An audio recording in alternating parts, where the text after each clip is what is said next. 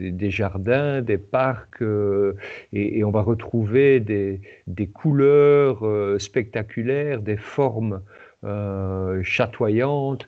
Vous allez retrouver des fleurs, vous connaissez les fleurs de géranium rouge, bien sûr.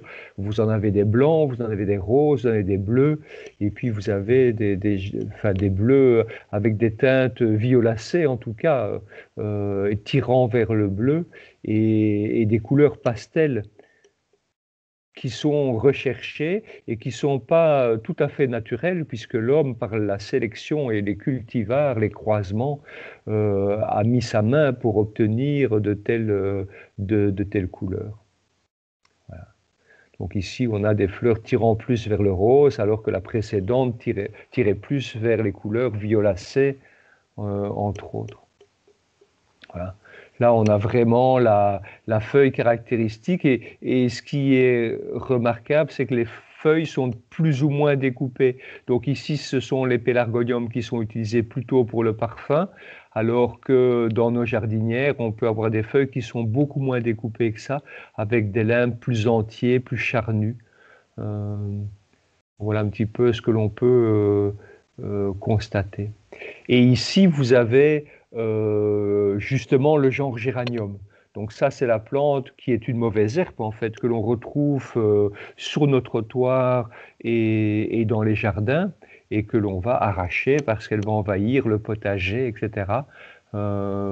Et la grande différence, c'est que, vous voyez, les axes, si je prends l'axe ici, ou si je prends cet axe-là, bah, vous avez différents axes possibles. Donc les pétales sont disposés en étoile et de façon plus ou moins symétrique. Une autre caractéristique, la plante je vais dire, les boutons, les bourgeons floraux et les boutons floraux plus exactement, vont être généralement munis d'un pic, ce que l'on appelle un éperon. Et ça, c'est la caractéristique du genre géranium. Alors, ce géranium va prendre le nom de géranium Robert très souvent, et on va retrouver des feuilles qui ont perdu cette chlorophylle rouge, qui peuvent être cette chlorophylle verte pour donner des teintes complètement rouges. Alors vous avez des espèces qui sont toutes rouges et des espèces qui vont devenir rouges quand la chlorophylle s'en va et laisse place à ces pigments qui sont des anthocyanidés, donc des pigments rouges riches en OPC qu'on retrouve dans la vigne, bien sûr, et dans différentes plantes qui sont de très grands antioxydants. Et pour les anciens, cette couleur rouge dans la feuille du géranium était une signature de ses propriétés anti-hémorragiques et astringentes. Donc le géranium et le pélargonium, on peut dire son cousin, sont deux plantes qui sont considérées comme étant légèrement anti-hémorragiques. Alors, oui, on peut retrouver des propriétés légèrement hémostatiques dans l'huile essentielle de pélargonium, mais il y a une confusion, il faut bien se rendre compte qu'il y a une confusion entre les géraniums et les pélargoniums. Le géranium Robert, cette plante rouge que vous voyez là, ne contient pas d'huile essentielle, ou plus exactement, elle contient une huile essentielle, mais tellement en faible quantité que c'est impossible de la produire et de l'utiliser. Donc les anciens au combat, quand ils étaient blessés aux armes blanches, quand on combattait avec des glaives, des sabres, etc., des épées, cette plante était utilisée pour soigner les plaies et arrêter les saignements. Et donc, par analogie, quand on a produit une huile essentielle et qu'on l'appelait géranium, ben, on ne connaissait pas les propriétés, on n'avait pas de chromatographie à l'époque, etc.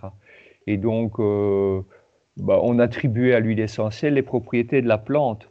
Et comme en français, le pélargonium s'appelle géranium, on a attribué à cette huile essentielle les propriétés du géranium Robert, alors que ce n'est pas la même plante, que c'est une plante qui ne contient pas d'huile essentielle, et que nous, on travaille avec l'huile essentielle d'un pélargonium, alors que la plante anti-hémorragique était une plante sans huile essentielle du genre géranium.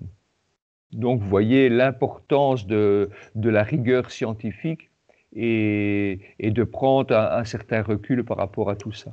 Donc ça, c'est ce fameux géranium, hein, donc une plante très intéressante. On pourrait en faire des macérats, probablement un macérat huileux, pour fabriquer soi-même ses cosmétiques. C'est une plante qui n'est pas odorante parce qu'elle contient très peu d'huile essentielle. C'est le vrai géranium et c'est cette fameuse mauvaise herbe dont je vous parlais que l'on va souvent arracher au jardin et que l'on reconnaît assez facilement avec ces fameux éperons sur le bouton floral. Et puis des fleurs qui sont en étoile et qui n'ont pas, je veux dire, qui sont pas asymétriques comme on pouvait le voir sur le pélargonium. Voilà. Donc on voit très nettement ici cette symétrie irradiante en étoile du géranium et puis le fameux éperon sur le bouton floral. Alors ça, c'est un géranium plus rare, mais que vous allez retrouver également quand vous vous promenez sur la Calestienne ou dans des régions un peu plus calcareuses. C'est le géranium sanguin. Voilà, c'est un géranium avec une fleur qui est beaucoup plus grande, en tout cas, que le géranium, la mauvaise herbe que l'on arrache dans les jardins. Et les pétales sont moins allongés et sont beaucoup plus larges. Donc ça nous donne une fleur qui ressemble plus aux fleurs de rosacées, les fleurs des rosiers. Donc voilà, typiquement un géranium également hémostatique, avec une couleur de sang en quelque sorte, bien que ça tire un peu vers le bleuté. Mais voilà. Géranium sanguineum, que vous allez retrouver dans la région de Nîmes, Viroinval, etc., entre autres, et que vous trouverez plus rarement du côté de chez nous, du côté du Bois du Prince, ou dans des régions où le calcaire est un peu plus important.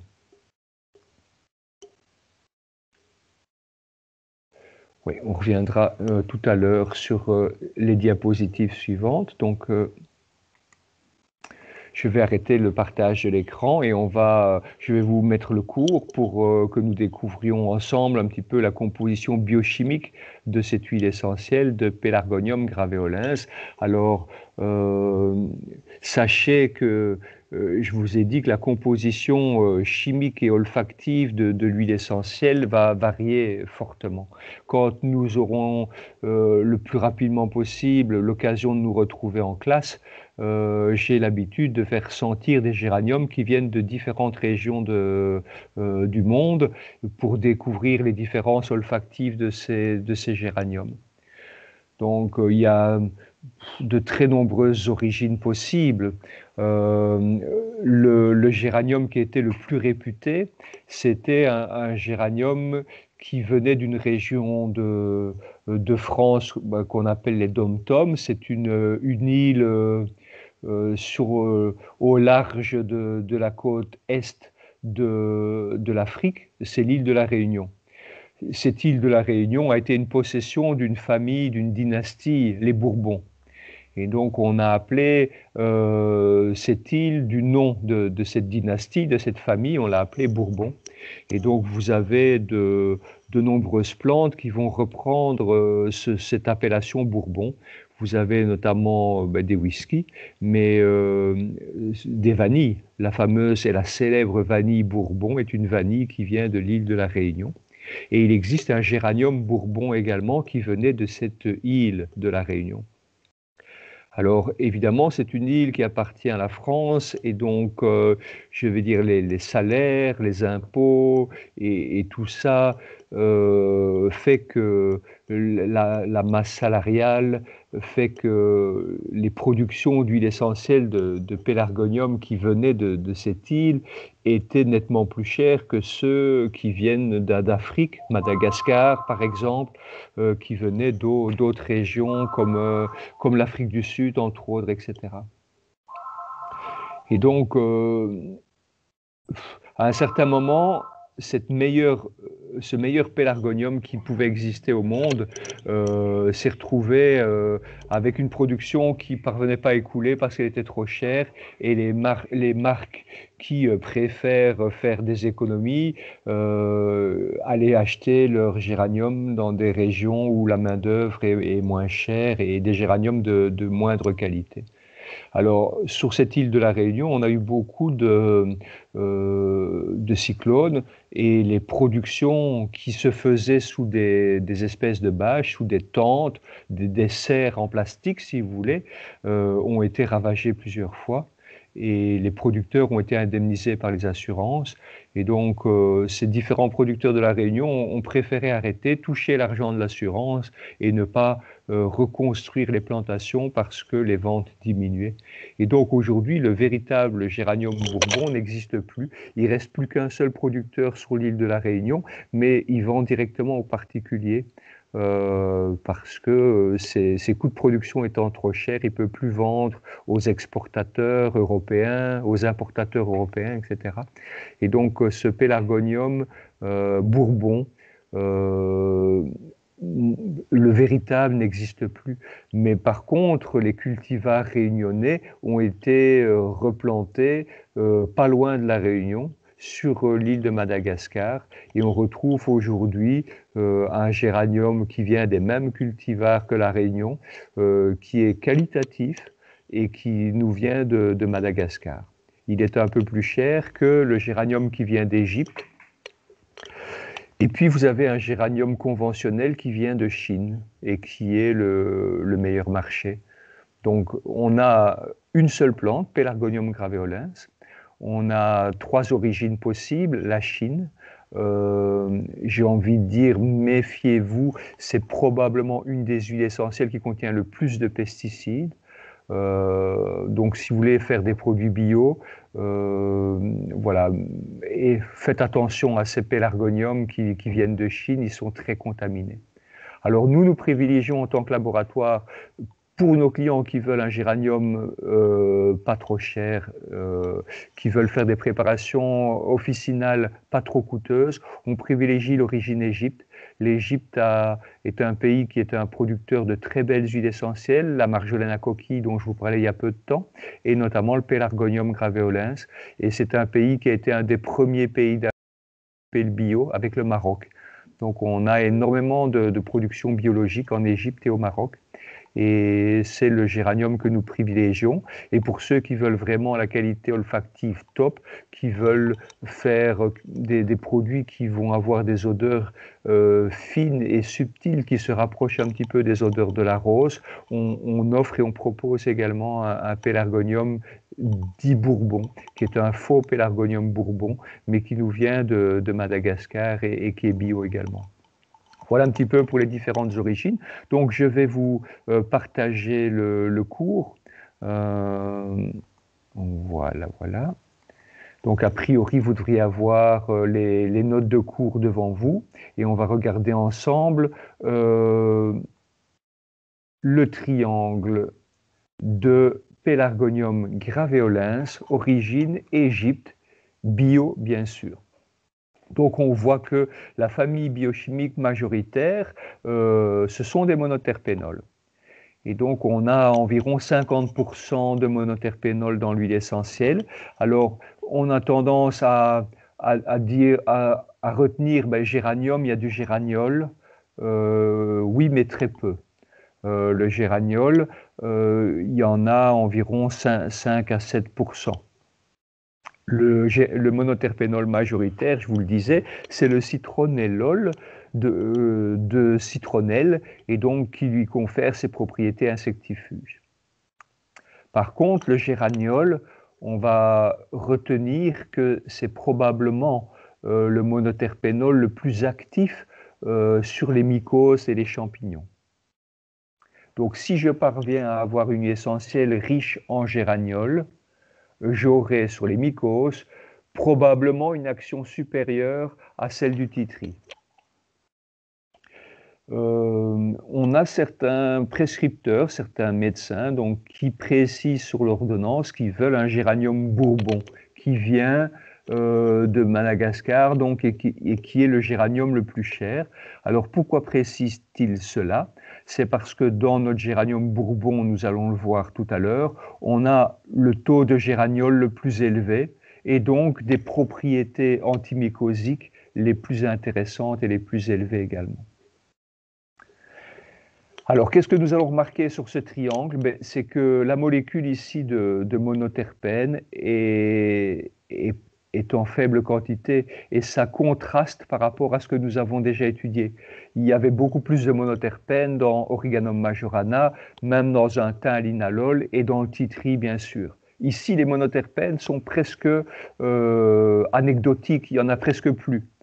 Par contre, l'autre famille qui va être importante, ce sont des esters. Les esters, on ne les a pas encore étudiés, mais sachez que les esters ont une action principalement sur le système nerveux. Donc on a une huile essentielle à monoterpénol, mais avec des propriétés plutôt calmantes que toniques. Vous voyez, les autres monoterpénols qui contenaient beaucoup de monoterpènes étaient plus toniques. Je pense à Origanum majorana, ce jeune fougueux, révolté, plein d'enthousiasme, etc. Ou même un titri. Ici, on a des propriétés qui se rapprochent plus des propriétés d'une lavande, d'une rose, d'une camomille. On est plus dans les essences calmantes. Vous voyez que ce géranium est utilisé parfois pour refaire ou imiter un petit peu l'odeur de la rose. Pourquoi? Parce qu'on retrouve dans la rose un peu de citronellol et de géraniol, mais surtout dans le géranium, on trouve des oxydes de rose. Des oxydes, des trans et des cis-oxydes de rose. Et donc, ce sont des molécules, 2 à 4% quand même. Hein. Donc, ce sont des molécules que l'on retrouve dans la rose et qui sont assez caractéristiques de ce parfum. Alors, les parfumeurs vont retrouver des odeurs de menthe dans le géranium. Et en fait, on retrouve de la menthone et de l'isomenthone à des quantités non négligeables, puisque c'est plus de 7% dans cette huile essentielle de géranium. Donc si on a le nez fin, on peut retrouver des petites notes de menthe dans le géranium.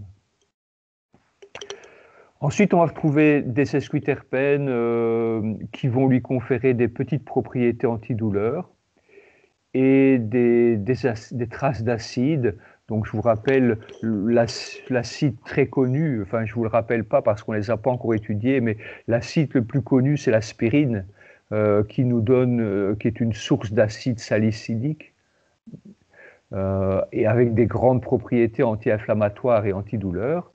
Et ici dans le géranium, nous allons retrouver des acides citronelliques et géraniques qui peuvent conférer à ce géranium également des petites propriétés anti-inflammatoires, mais calmantes également. Vous voyez, c'est la molécule la plus haute dans le triangle. Je vous ai dit que dans le haut du triangle, on avait surtout des propriétés calmantes. Dans le bas du triangle, on avait surtout des propriétés toniques.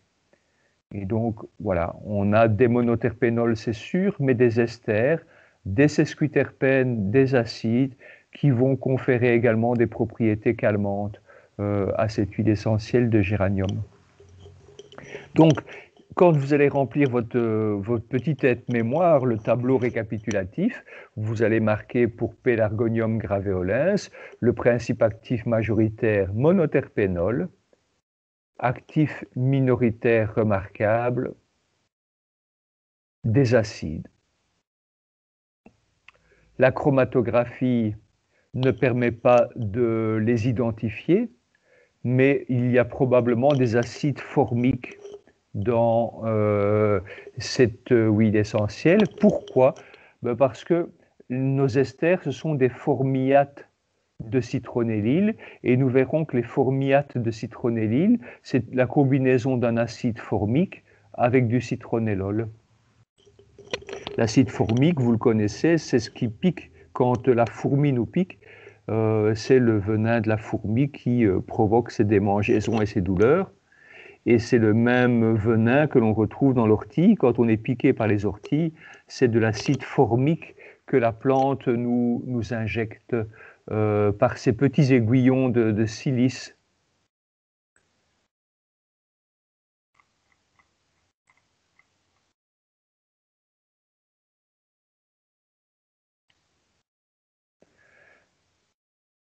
Donc, les propriétés principales du géranium à la maison, c'est surtout une huile essentielle que l'on va utiliser pour prendre soin de la peau.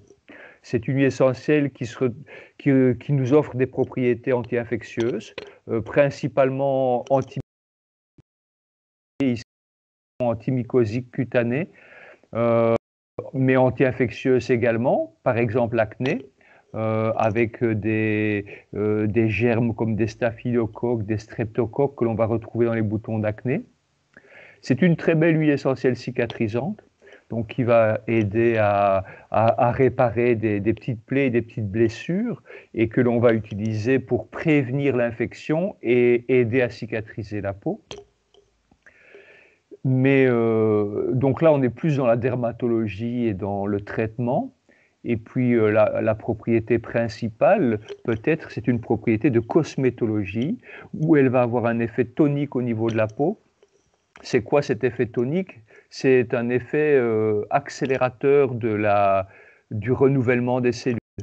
Et donc la peau se renouvelant plus vite, comme une peau jeune, c'est une peau qui va avoir tendance à être plus structurée au niveau de la trame qui lui donne son élasticité.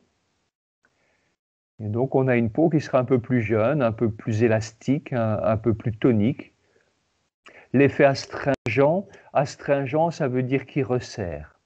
Et donc l'effet astringent, c'est un effet, par exemple, vous avez une peau qui est à tendance grasse avec des pores dilatés, des pores qui sont visibles à l'œil nu. Le géranium va aider à resserrer les pores, à les refermer, et ça c'est le côté astringent.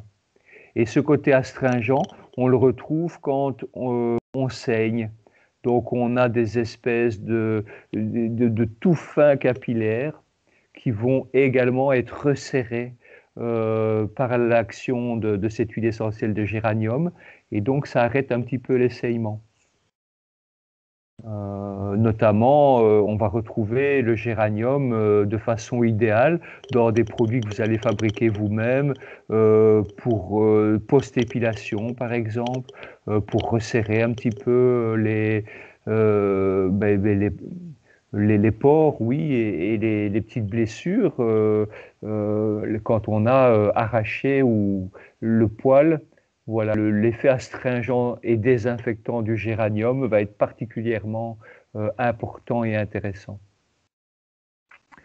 Et puis cette action régénérante cutanée, bien sûr, quand on pèle, après que la peau ait été agressée par le soleil, quand on a des petites plaques, des dermatoses de type eczéma, etc., avec une desquamation, bien sûr, ou la peau trop fine sur certains endroits, certaines zones exposées, le géranium va aider à refaire de nouvelles cellules et à régénérer un petit peu les tissus cutanés. Alors au niveau toxicologique, on s'aperçoit que c'est une huile essentielle sans aucune toxicité, c'est-à-dire qu'il faut des quantités astronomiques d'huile essentielle pour provoquer le décès des rongeurs.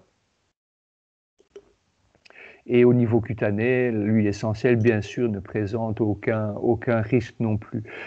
Alors, le petit sigle que vous voyez ici devant les données toxicologiques, ça veut dire que à un certain seuil, pour éviter un excès de cruauté, quand on est sûr que le produit n'est pas toxique, on arrête l'expérience.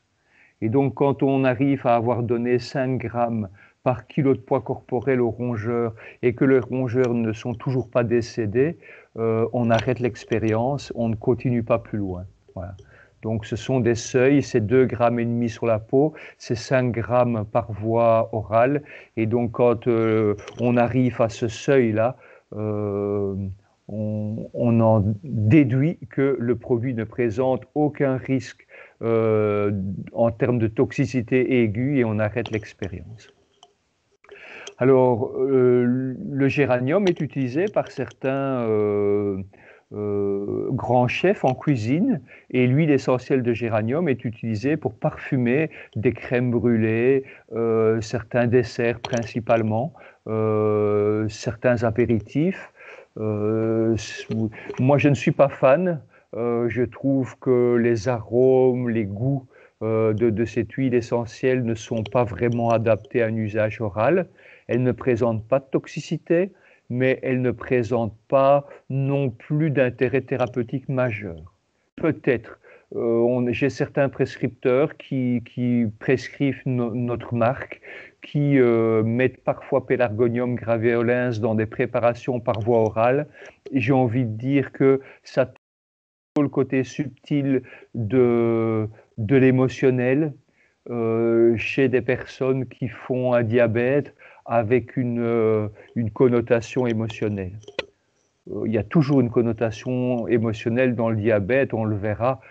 C'est pas pour rien qu'on a un besoin de sucre accru quand on a un manque de morale, quand on a un besoin affectif qui n'est pas comblé, quand on a certaines déceptions, quand on a une certaine fragilité, un besoin de réconfort affectif, on a besoin de sucre. Et donc, il est clair qu'il y a un lien direct entre le taux de sucre dans le sang, un dysfonctionnement du métabolisme du sucre et l'équilibre affectif. Et donc, Pélargonium graveolens est une huile essentielle qui est un régénérant cellulaire. Donc, ça régénère les cellules de la peau, mais ça va aider aussi à régénérer des cellules du pancréas, probablement. Mais en tout cas, on s'aperçoit que le pélargonium a montré certaines propriétés en cas de diabète. Voilà. Donc, oui, la voie orale n'est pas impossible. Si un jour vous allez voir un médecin qui vous prescrit un peu de géranium dans un traitement, c'est pas impossible. Mais la grande voie d'utilisation du géranium, c'est principalement la voie cutanée. C'est vraiment les meilleurs résultats qu'on peut obtenir, c'est par voie transcutanée. Et même pour le diabète, j'ai envie de dire, l'utilisation principale, en tout cas à la maison, en usage domestique et familial, c'est d'appliquer une petite huile de massage, j'ai envie de dire, une friction à appliquer sur la zone du pancréas au niveau abdominal. L'usage atmosphérique, le géranium sent bon. Donc, il est très utile pour faire des mélanges diffuseurs qui sont calmants, qui sont réconfortants, qui sont antidépresseurs, mais ne la diffusez pas seul. Seul, c'est une odeur qui va être presque trop sucrée, jusqu'à l'écœurement. Voilà. Donc, le géranium est magnifique avec des lavantes, avec d'autres essences, avec des agrumes. On l'utilise beaucoup dans nos mélanges diffuseurs, mais seul, c'est impossible. C'est trop sucré, trop écœurant, trop entêtant. Si je mange trop de sucre, je ne suis pas bien, je suis un petit peu nauséeux. Parfois, il y a des desserts qui sont excellents, mais c'est tellement de sucre qu'on arrête avant la fin. On ne va pas jusqu'au bout du dessert parce que, voilà, on en a assez. Le géranium, c'est la même chose sur le diffuseur. Ça sent très bon, waouh! Et du coup, on fait un complexe à diffuser avec beaucoup de géranium. Mais on s'aperçoit qu'au bout d'une heure, ça devient un petit peu trop écœurant, trop sucré. Alors au niveau aigu, nous avons vu qu'il n'y a pas de risque par rapport à cette huile essentielle, il n'y a pas de risque de mortalité, en tout cas, il n'y a pas de toxicité connue. Il est peu efficace par voie orale, nous l'avons vu. Le risque allergique est relativement faible, mais il est présent. Donc, les deux principes actifs, les deux monoterpénols majeurs, que sont le géraniol et le citronellol, sont des allergènes possibles et ils doivent figurer sur les cosmétiques. Et puis, cette huile essentielle et la plante, en règle générale, peut avoir un effet thérapeutique sur le diabète. Et donc, quand je prends un médicament antidiabétique, je vais éviter peut-être l'utilisation en quantité importante de cette huile essentielle pour ne pas perturber le médicament et le métabolisme du sucre. Il se fait que c'est très difficile de doser correctement et de savoir à quel moment, à quelle dose prendre un médicament qui agit sur l'insuline et qui essaye de stabiliser un diabète. Donc quand le patient est parvenu à trouver le médicament qui lui convient, la dose qui lui convient, les modalités de prise qui lui convient, on va éviter d'interférer avec ce médicament et on va éviter de prendre des huiles essentielles qui agissent également sur la glycémie. Alors, quelques exemples d'utilisation à la maison. Ben, tout d'abord, il y a l'utilisation cosmétique. Vous avez plusieurs possibilités. Vous avez l'huile essentielle, bien sûr, mais vous avez aussi les hydrolats aromatiques qui peuvent être intéressants. Alors, ce n'est pas la même chose, hein. L'huile essentielle se fabrique en récoltant ce qui n'était pas soluble dans l'eau. Il y a des molécules qui fouillaient l'eau et qui surnageaient à la surface. C'est l'huile essentielle. L'hydrolat aromatique, ce sont les molécules qui étaient en affinité avec l'eau. Donc, on peut dire que l'hydrolat et l'huile essentielle sont complémentaires. Ce qu'on trouve dans l'hydrolat, on ne le trouve pas dans l'huile essentielle et vice-versa. C'est un peu caricatural, mais on a des propriétés et des compositions qui sont différentes, en tout cas, entre l'hydrolat et l'huile essentielle. Alors, le soin des peaux grasses, oui. Le petit grain bigéradier qu'on va étudier dans quelques semaines et le géranium sont deux grandes huiles essentielles de soin des peaux particulièrement grasses, par exemple. Alors, en aromathérapie, on utilise généralement comme support l'huile végétale, mais comme la peau est déjà fort grasse, ça va être compliqué d'utiliser les huiles végétales. Donc, on peut trouver dans le commerce des sociétés qui vendent des crèmes neutres qui sont d'origine végétale et qui vont pouvoir être additionnées de certaines huiles essentielles. Ça conviendra peut-être un peu mieux pour la peau grasse. Si j'utilise des huiles végétales, je choisirai une huile végétale. On les étudiera bientôt, ne vous inquiétez pas, mais on choisira une huile végétale qui a plutôt une texture plus sèche et moins grasse. Alors la composition en huile essentielle, généralement, si c'est un usage quotidien cosmétique, c'est 1% d'huile essentielle. Et si c'est un soin particulier d'un bouton ou d'une zone localisée, si j'ai le front, la peau grasse sur le front par exemple, ou les ailes du nez, et que je fais un sérum à appliquer uniquement sur des zones bien précises du visage, je peux monter à 2%, grand maximum 3% d'huile essentielle. Ensuite, il y a le soin des mycoses. Alors, vous avez les mycoses au niveau de la peau et puis les mycoses au niveau de l'ongle. Ici, vous avez un exemple d'huile essentielle que l'on va appliquer pure et donc on ne peut pas l'appliquer pure sur la peau. On va l'appliquer par contre pure sur un ongle à l'aide d'un coton-tige pour éviter que ça coule sur la peau et que ça ne brûle la peau. Et là, je vais mélanger 3 huiles essentielles. La cannelle, que nous n'avons pas encore étudiée, mais qui a des propriétés qui la rapprochent un petit peu du girofle que vous connaissez. Donc, ça brûle la peau. Ça pourrait provoquer des brûlures de la peau. C'est probablement l'huile essentielle sur laquelle il y a le plus d'accidents, la cannelle. Pourquoi? Parce que c'est une huile essentielle très stimulante pour le sportif. Et donc, le sportif qui a envie de performance, mais qui n'a pas envie de prendre des produits dopants, va rechercher dans les produits naturels ce qu'il y a de plus efficace. Et ce qu'il y a de plus efficace, ce sont les huiles essentielles. Et donc, quand un sportif pressé veut utiliser l'huile essentielle de cannelle avant de l'avoir étudiée et qui frictionne ses cuisses, par exemple, avant une course avec de l'essence de cannelle, il peut se retrouver complètement brûlé avec des cloques.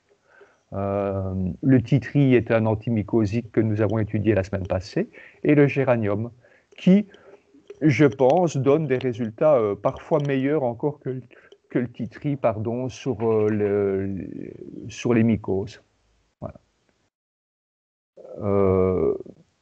voilà, c'était particulièrement efficace et l'huile essentielle a la capacité de pénétrer à travers la kératine de l'ongle et d'aller désinfecter même la peau qui se trouve sous l'ongle. Euh, voilà un petit peu la grande caractéristique de l'huile essentielle. Par contre, elle a tendance à attaquer un petit peu l'ongle également, hein. Donc, c'est un principe dissolvant, l'huile essentielle, vous comprenez. Donc, si vous mettez 2 fois par jour des huiles essentielles pures sur un ongle, ils vont être beaucoup plus euh, moins durs, ils vont être plus souples et un petit peu, voilà. La teneur en kératine de l'ongle va diminuer.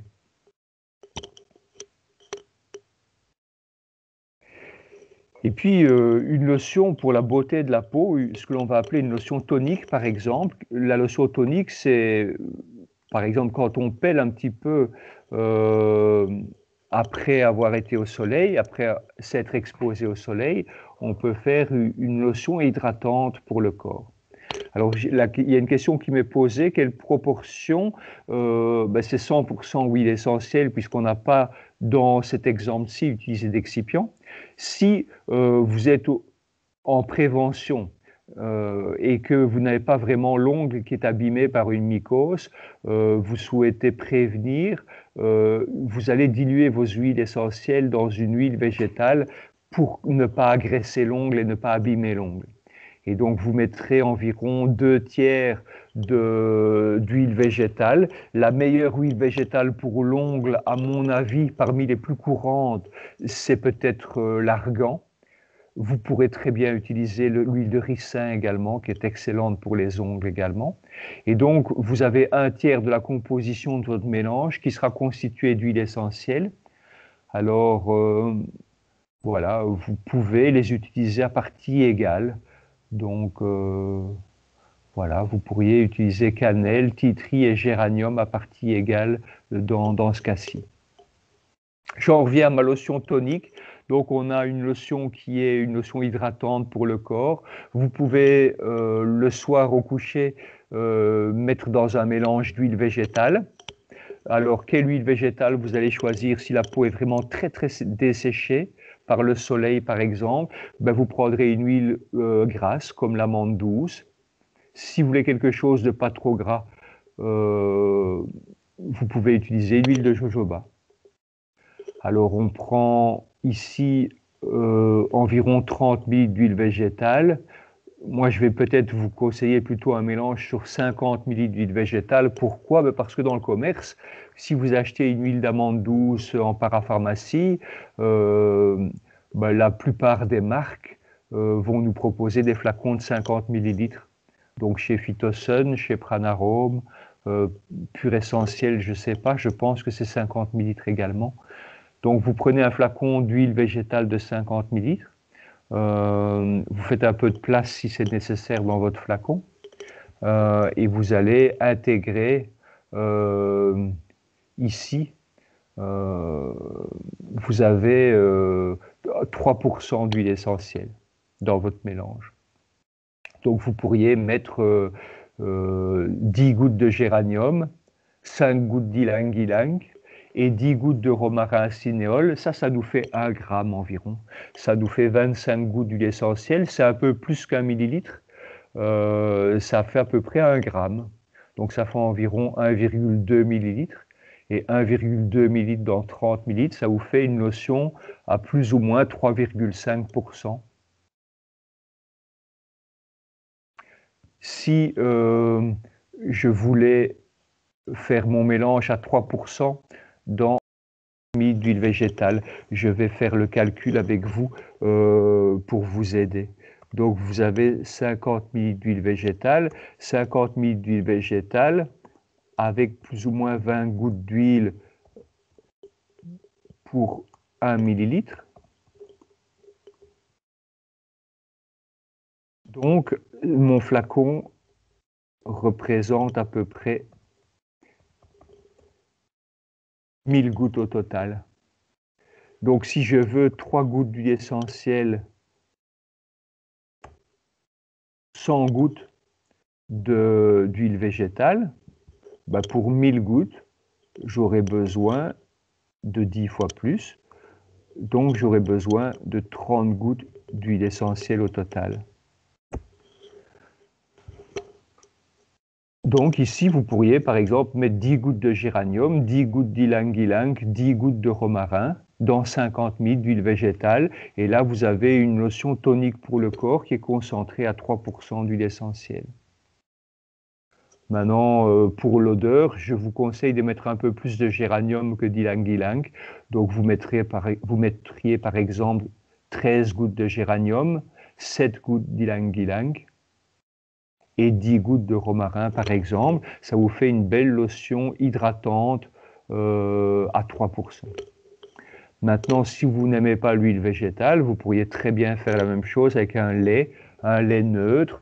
Donc, vous trouverez dans certaines marques, Bioflore, qui est un laboratoire belge, qui est à Wavre, ou bien dans des gros laboratoires, des multinationales comme Aromazone, etc.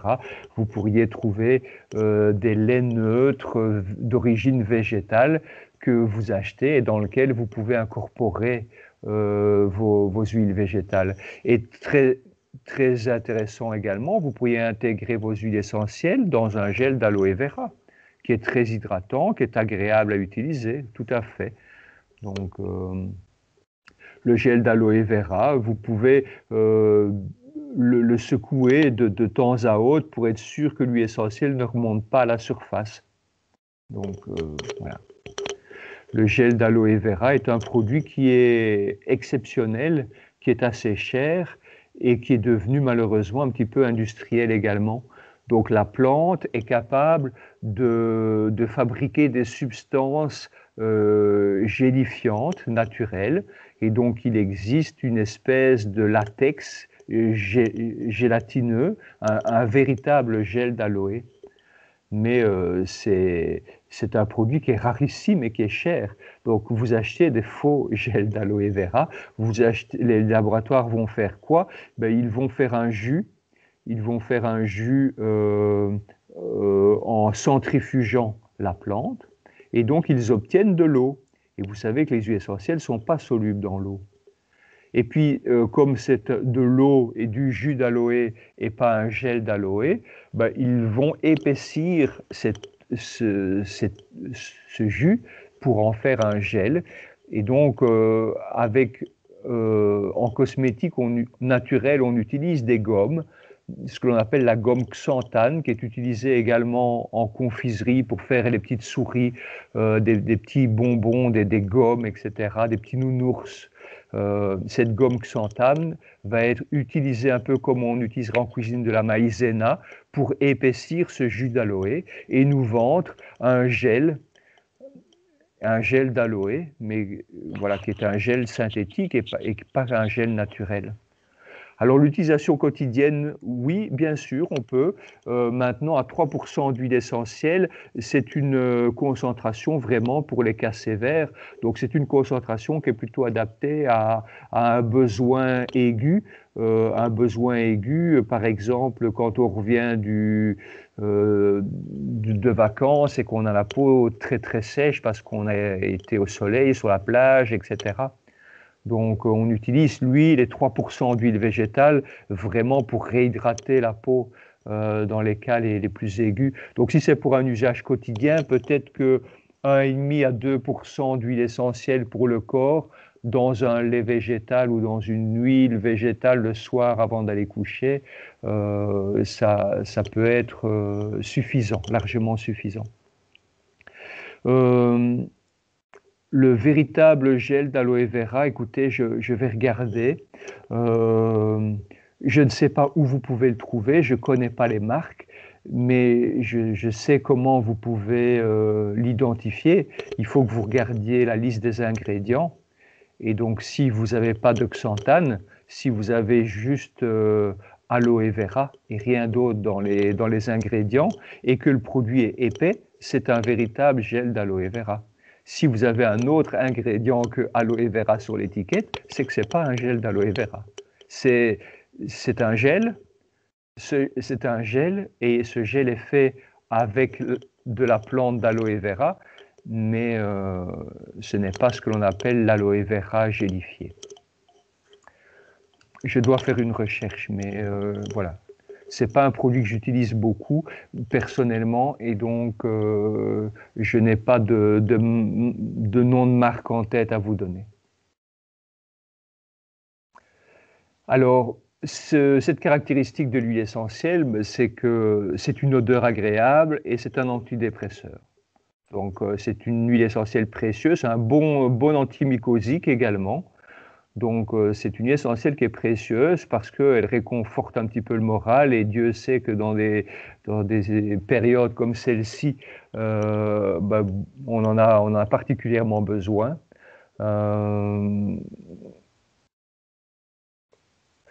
Voilà.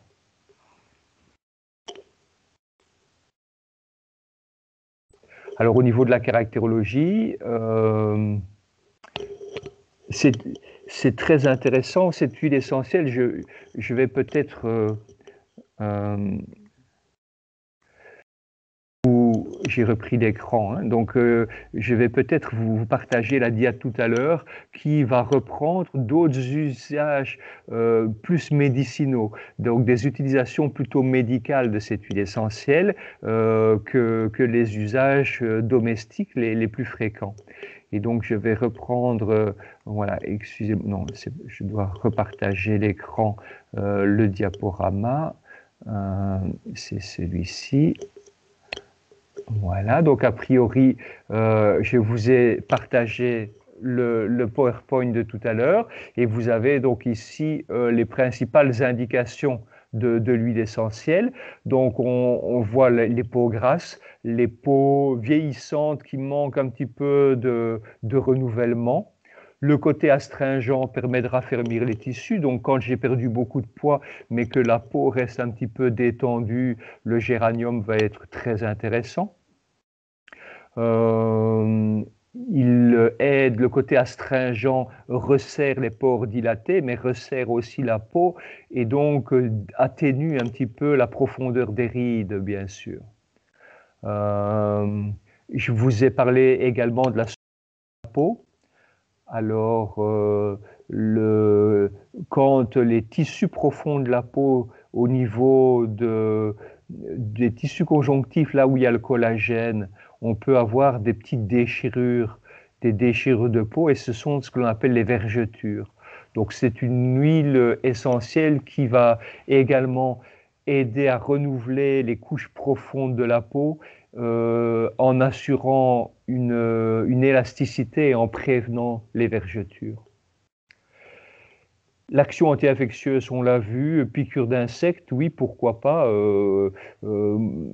Voilà, les cas qui ne sont pas trop graves en tout cas, hein, les piqûres de tiques, peut-être que le géranium n'est pas suffisant, hein. L'action antifongique, on l'a vu. Mais je voulais vous parler de l'action sur la circulation lymphatique et sur la cellulite. Donc le géranium est une huile essentielle qui est un stimulant circulatoire, mais pas la circulation dans les veines ou dans les vaisseaux. C'est vraiment plus une huile essentielle qui va drainer les stases de liquide dans les tissus. Donc typiquement quand j'ai les poches sous les yeux, quand j'ai de la rétention d'eau dans les tissus, la cellulite, le drainage lymphatique. Et puis le drainage lymphatique, on a aussi sur ce trajet des ganglions lymphatiques. Et les ganglions lymphatiques jouent un rôle immunitaire et protecteur des infections. Donc c'est une huile essentielle qui va aussi participer à l'immunité et désinfecter un petit peu ces zones, ces ganglions lymphatiques qui sont douloureux, gonflés. Ça porte le nom en médecine d'adénite. L'adénite, c'est le ganglion lymphatique qui est gonflé et qui est douloureux à cause d'une infection. Vous avez ça sous la mâchoire quand il y a un problème de dents, entre autres, etc. Et puis, j'ai évoqué avec vous les plusieurs molécules antidouleurs, les acides.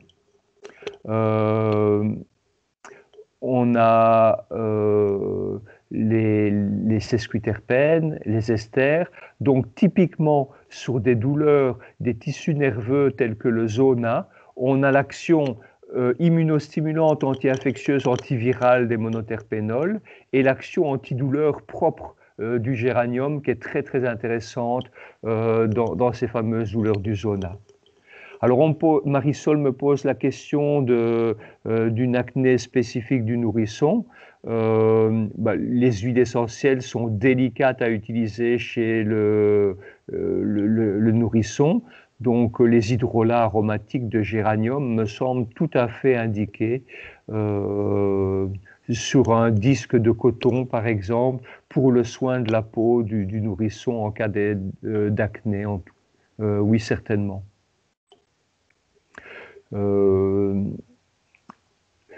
Et puis, ces monoterpénols, on leur a attribué des propriétés toniques et antidépressives.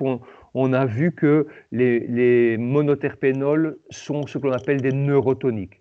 Donc le pélargonium est un antidépresseur bien sûr, et on le retrouve dans des indications où le système nerveux est épuisé, fatigué, fragilisé. Donc c'est ça l'asthénie. L'asthénie, c'est la fatigue. L'asthénie psychique et nerveuse, en tout cas, on a une belle action tonique de ce pélargonium, avec une protection du stress, de certains mécanismes de stress également. Ça, ce sont les grandes indications thérapeutiques de cette huile essentielle. Et donc, je voulais, avec vous, voir ces grandes propriétés parce que ça va nous éclairer, ça va nous éclairer sur le profil caractérologique. Pourquoi? Parce qu'il n'y a pas de distinction entre la chimie et les propriétés olfactives des molécules chimiques. Ça forme un tout. Donc l'action pharmacologique et l'action olfactive, c'est une action une en quelque sorte.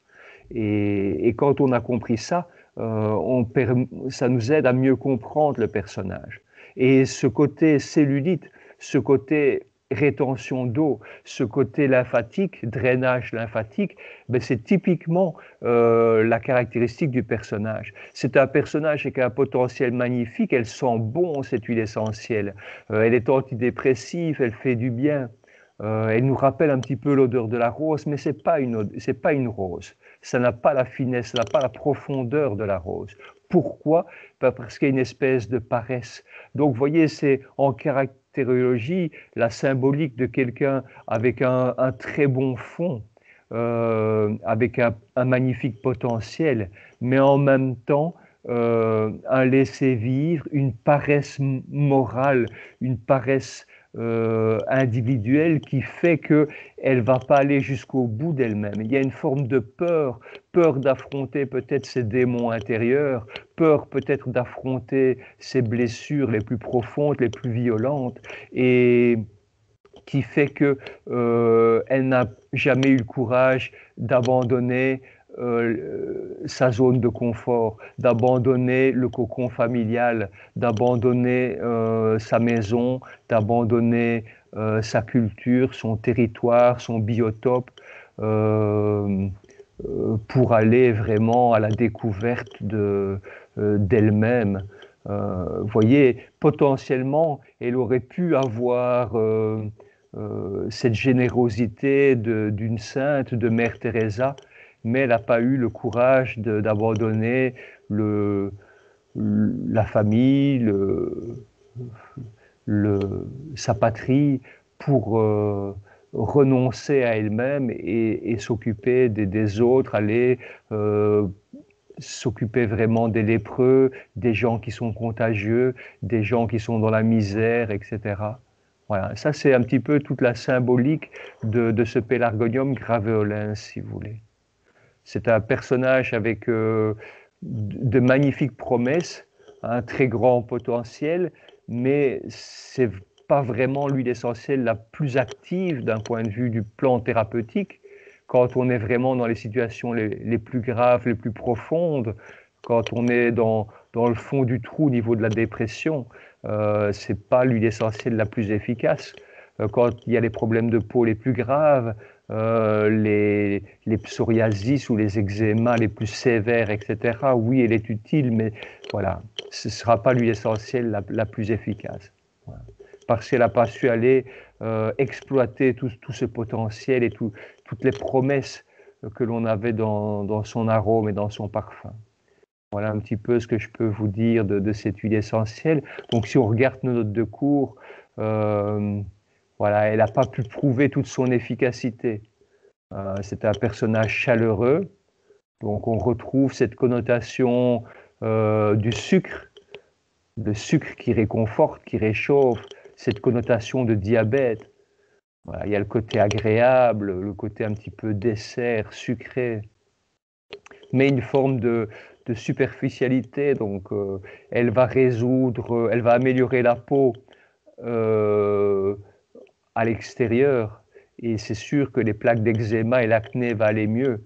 Mais si vraiment il y a des causes psychiques, familiales très profondes dans les problèmes d'acné,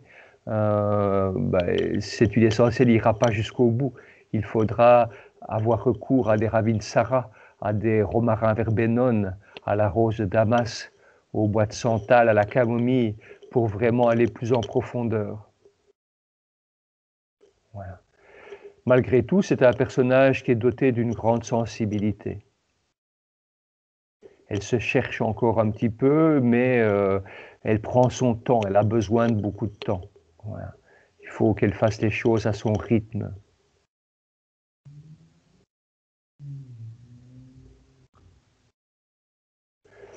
Par contre, c'est un personnage qui a une grande capacité à accepter les remarques, la critique, etc. Elle n'a pas la susceptibilité, la fragilité. Donc, si on devait lui faire des reproches sur le fait qu'elle ne va pas jusqu'au bout des choses, jusqu'au bout d'elle-même, et qu'elle ne donne pas tout ce qu'elle peut donner, voilà, c'est un personnage qui a une capacité à supporter sans susceptibilité la remarque. Et le côté de la susceptibilité d'un point de vue du symptôme, c'est typiquement l'allergie. Donc la susceptibilité à l'allergène au niveau de la peau, par exemple, c'est quelque chose donc que le géranium peut nous aider à augmenter. Donc si j'ai une peau hyper réactive, hyper susceptible, hyper sensible, le géranium va pouvoir atténuer un petit peu ces caractéristiques. Voilà. Voilà un petit peu pour le profil caractérologique. Alors, je vais vous repartager le diaporama de tout à l'heure. Voilà. Et on va peut-être regarder ensemble d'autres choses.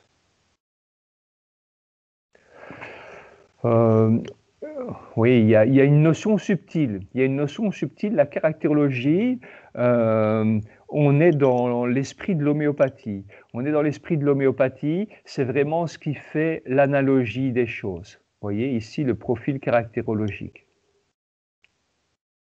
Je ne suis pas à l'écran. Tiens donc. Est-ce que pour l'instant vous voyez bien la diapositive, le diaporama, Pelargonium graveolens, profil caractérologique? D'accord. A priori, merci. Ça a l'air de fonctionner en tout cas. Hein. Donc, voilà. Le profil caractérologique identifie, merci pour votre tour, identifie ce que l'on appelle l'analogie. L'analogie, c'est une identité. On est vraiment dans l'esprit de l'homéopathie. C'est-à-dire que si je prends l'exemple du linalol, c'est un enfant qui en caractérologie est un enfant introverti, timide, avec une grande sensibilité, une grande fragilité. On l'avait présenté comme un enfant à très haut potentiel, etc. Ça, c'est la caractérologie. On est vraiment dans l'analogie, c'est-à-dire que l'huile essentielle de thym à linalol, quand on la donne à un thym à linalol, ça va lui permettre de prendre conscience de sa sensibilité, de la réalité, de sa fragilité, etc. Mais parfois, dans une certaine situation, le thym à linalol, il va avoir besoin euh,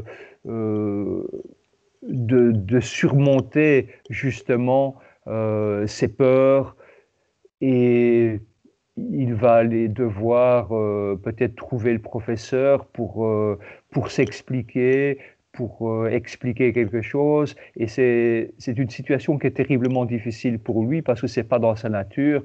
Il est terriblement renfermé comme une huître, introverti. Et c'est un effort surhumain de devoir aller vers les autres pour demander quelque chose ou pour expliquer quelque chose. Donc, dans cette situation-là, à notre thym à linalol, on peut lui donner un petit peu d'Origanum majorana, qui lui ose tout, n'a peur de rien, est un fonceur, etc. Et ça, on est plus dans l'influence psychosensorielle, vous voyez. Donc, c'est ce qui va pouvoir être utile aux autres. Et donc, si je prends l'exemple de Pelargonium graveolens, le profil caractérologique, c'est ce qui correspond au personnage. Et puis, dans l'influence psychosensorielle, elle peut aider à équilibrer les relations de ceux voilà, qui ont des relations conflictuelles. Vous voyez, quand il y a l'orgueil qui intervient, quand vous avez un Origanum majorana qui, par orgueil, ne supporte plus l'autorité parentale, etc., ben, Pelargonium graveolens peut l'aider à équilibrer et à adoucir ses relations. Vous voyez, on n'est pas du tout... Un Origanum majorana ne deviendra jamais un Pelargonium graveolens. Mais c'est l'influence psychosensorielle de l'huile essentielle. Donc c'est une huile essentielle qui va aider à être plus intuitif, à être plus réceptif, un peu moins émissif. Voyez, donc elle développe un côté plus féminin, plus écoute que autorité, plus cerveau droit que cerveau gauche. Et donc ça peut apaiser également celui qui fuit dans l'activité, et notamment celui qui va se retrouver accro au travail parce que la situation à la maison est mal vécue, la relation conflictuelle avec les enfants ou bien avec le conjoint, ou la nécessité d'assumer son rôle de père ou bien d'assumer son rôle à la maison est compliquée. Et donc la personne fuit les difficultés en se raccrochant au travail, en travaillant des 10-12 heures par jour, etc. Donc là, on est dans ce que l'on appelle le workaholic. C'est celui qui est dépendant au travail comme celui qui est dépendant à l'alcool. Donc c'est un mot anglo-saxon qui vient de travail et d'alcoolique, hein, ce workaholic, par exemple.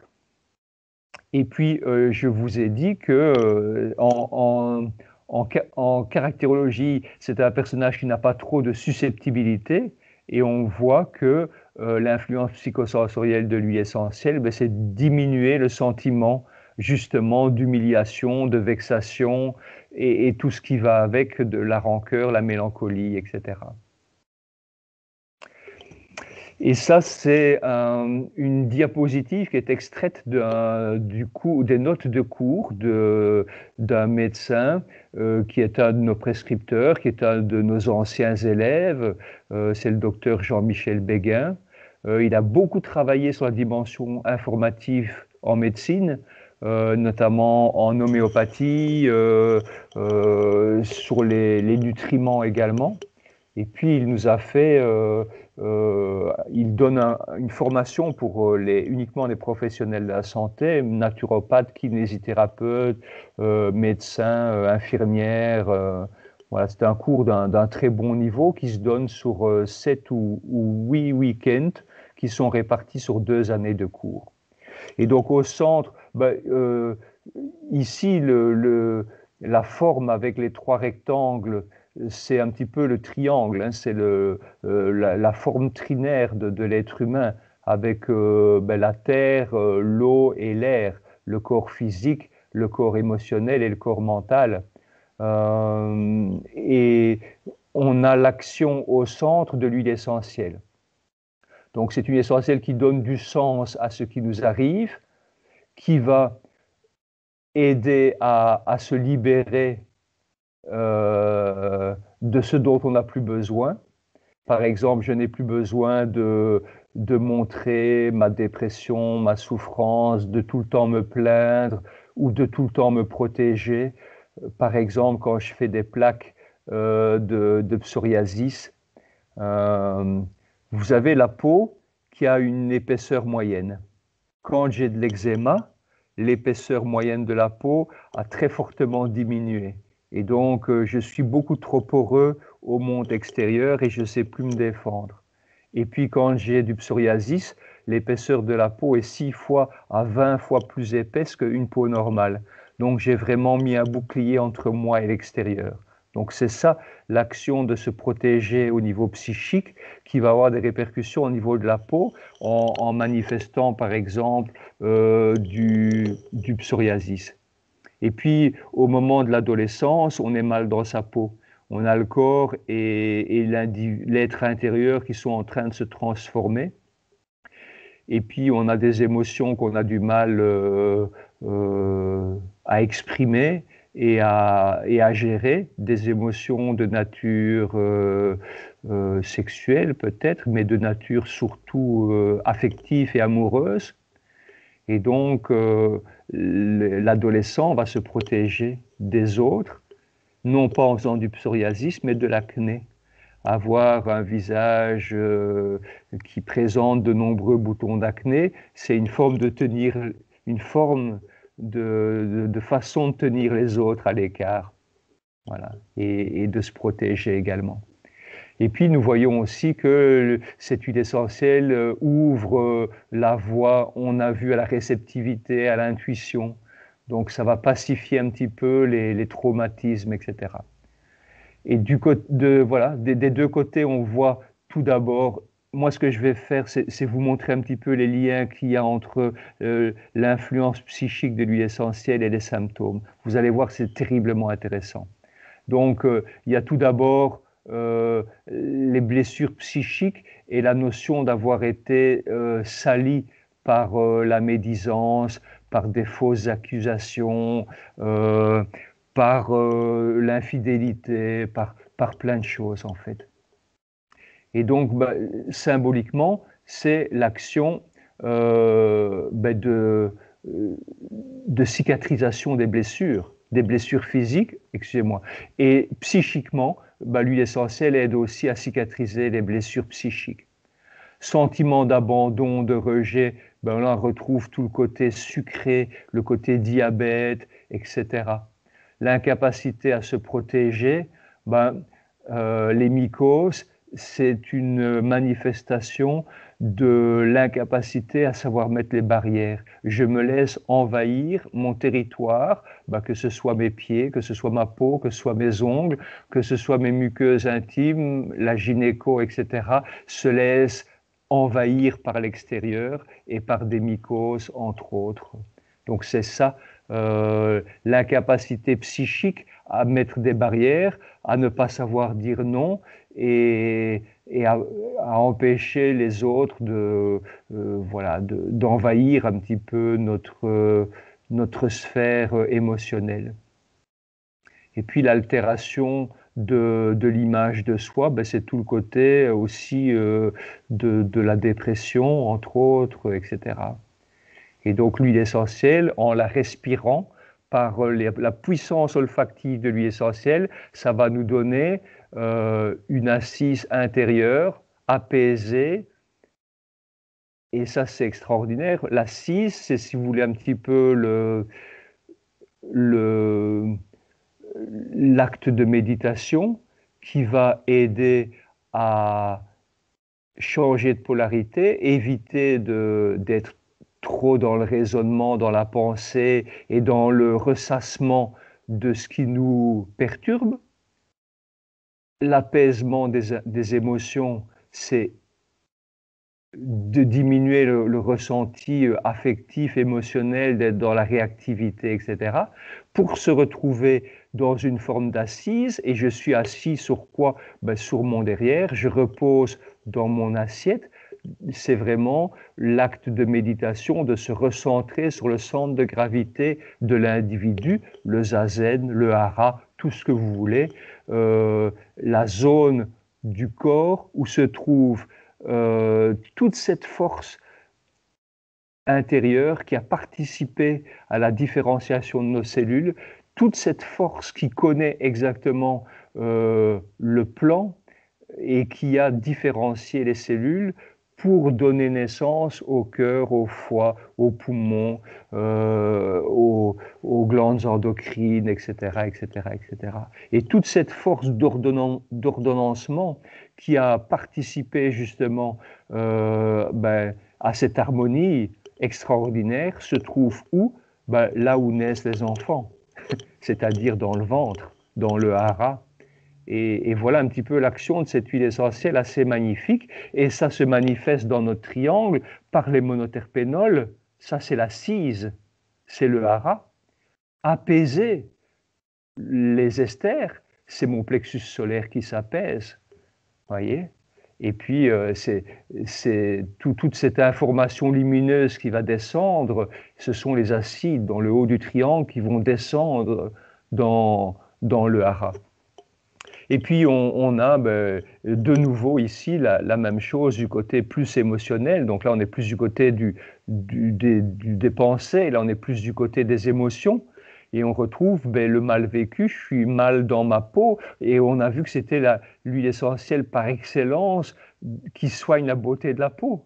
Donc c'est vraiment toute la symbolique de la peau, et je ne suis pas bien dans ma peau. Je présente de l'eczéma, de l'acné, j'ai ma peau qui est sèche, etc. Et puis ce mal-être, il va enfler, et là c'est toute la symbolique de la rétention de la lymphe dans les tissus et des gonflements dans la cellulite, des gonflements dans la cheville parce qu'il y a une entorse, dans les chevilles parce que la circulation se fait mal, sous les yeux, les poches, etc. Donc avec tout ce qui stagne, un sentiment de honte, d'avoir été sali, d'avoir été trahi, d'avoir été humilié, de ne pas avoir été à la hauteur, d'avoir raté, d'avoir échoué. J'ai été licencié, j'ai fait faillite, peu importe. Et donc tout ça s'engorge, je ne parviens pas à passer, à tourner la page, et ça reste engorgé dans les tissus, ça reste enlisé, ça reste enflé, ça stagne. Et donc il y a tout le côté circulatoire lymphatique que l'on retrouve ici, avec tous ces sentiments de dépression, de chagrin profond, qui vont être remis en mouvement pour être évacués et pour donner naissance à quelque chose de plus irradiant, de plus positif, de plus lumineux. Ça, c'est toute la symbolique de ce pélargonium graveolens. Voilà un petit peu ce que je voulais évoquer avec vous dans cette essence.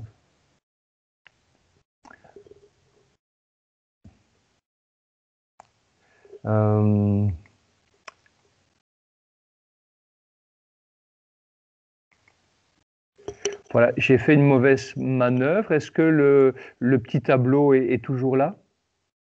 Non, ces feuilles-là, vous ne les avez pas. Je vais vous les envoyer. Je vais vous les partager avec plaisir. Attendez, je vais réitérer le partage. Voilà. Cette fois-ci, ça devrait être bon. Voilà, je suis désolé, c'était une mauvaise manipulation.